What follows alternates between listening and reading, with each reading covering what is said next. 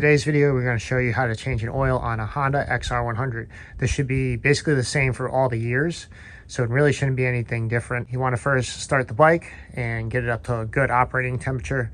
Let it run for about 3 to 5 minutes easily.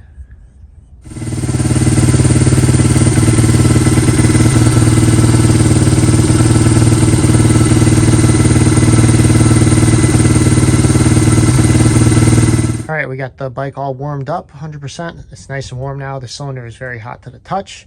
Next, we're going to just open our dipstick.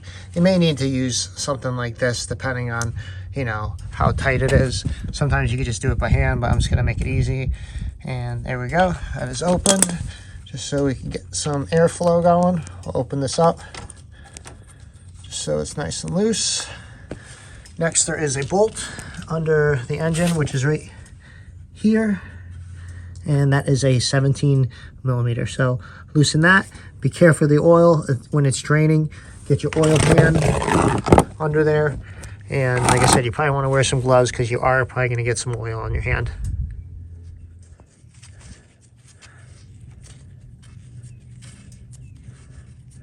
Keep turning it until you feel that the bolt is out of the threads, and then be careful to move it out of the way and not drop it in the oil pan.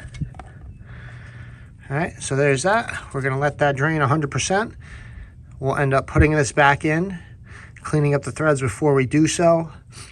You're gonna torque the bolt to 18 foot-pounds, or if you just make it pretty snug, it should be fine, but 18 foot-pounds would be ideal. Let the bike drip probably for like a half hour just to get everything out. We cleaned our threads on our bolt. We're gonna screw this in all the way. It's always good to start it by hand first just to make sure you don't strip it out. So we'll tighten this, we'll torque it down, and then we'll start filling our oil. Now we're gonna torque the bolt. Get it on there.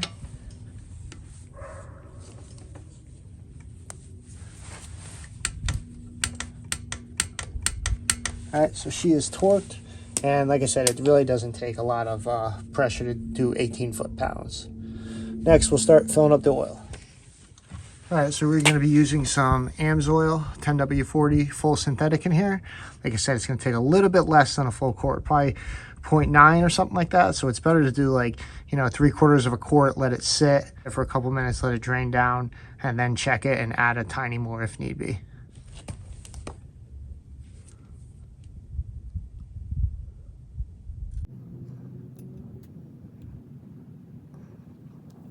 All right, next we have the bike basically standing up for the most part. I did put a little piece of wood or two under the kickstand just so it was pretty level.